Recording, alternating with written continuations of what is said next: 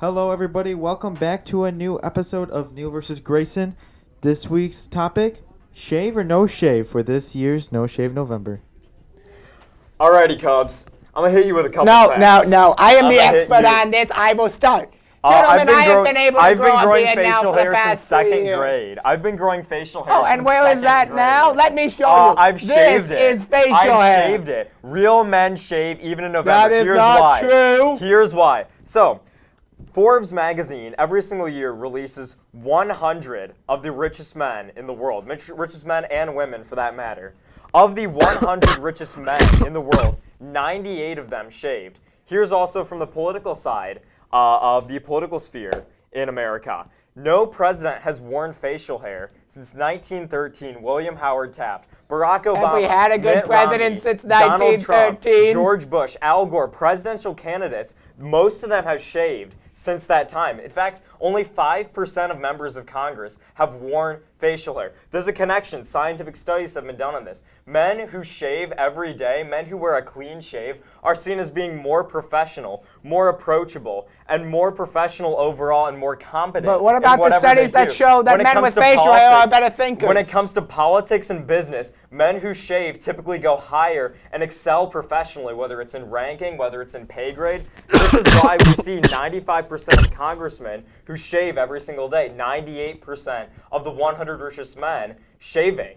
The reality of the situation is, I'm not saying that beards are bad, but the reality of the situation is that shaving every single day has some positive effects on social perceptions, on employment perceptions, and on one's professional future. Grayson, go ahead. Cubs, when you think of the smartest men in the world, who do you think of? I go to ancient Greece, I go to ancient Rome. I look at Albert Einstein. I look even at a modern one, Steve Jobs. You want to know what all these men had in common? They had a beard. They wore some form of facial hair. And yes, they were smart. Guys, it really shows that facial hair, even though it can be stereotyped, it does not necessarily need to be. I mean, think about it. One of the best feeling in the world is going like this, feeling your beard and just saying, I think. My shaving cream is a moisturizer. So going like this is honestly one of the greatest feelings ever. See, moisturizer. Seriously. This is hair. Have you ever felt a beard with hair, Neil? Oh, believe me, I've been growing facial hair since second grade. Believe me, I have to shave every single day, or else I look very unprofessional. The reality of the situation is that you can't just cherry pick a couple examples out of history and say, oh, these two or three guys were smart. No. See, what I'm doing, this is broad-based evidence. Scientific studies confirmed by social science. In fact, let's look at perceptions from women. Although facial hair is seen as sexually attractive, the reason why politicians shave, another reason why, is because politicians who shave are seen as more empathetic toward women and their issues. They're seen as more generous and more empathetic. What? I just want to say this is a 30-second warning on this topic. Okay. So let's get this straight. I'll wrap up here. Guys, you want to do No Shave November just because it makes you look tougher. It makes you look smarter.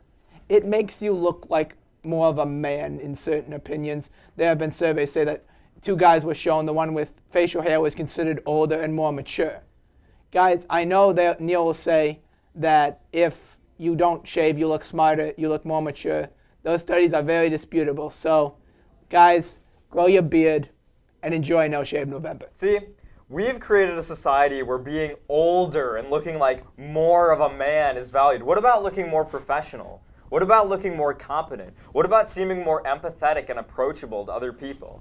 The reality is that if you want to look more professional, more approachable, easier to relate with, then shaving is the answer. This is something that Democrats and Republicans can agree on. Barack Obama and Mitt Romney most certainly would agree on this issue. Both of them very well-shaven men. The reality is, if you want to look more professional, get yourself a razor. I recommend Gillette. I just got one for my 18th birthday in the mail, actually. Gillette razor, Gillette foam. It's a nice moisturizer. Are we a product placement now? I thought this was Grayson versus Neil, not Gillette 101. Okay. Can this be brought to you by Gillette? I hope so. I hope they sponsor us. Yeah, that'd be nice. All right, this will end this week of Neil versus Grayson. I see you guys next week.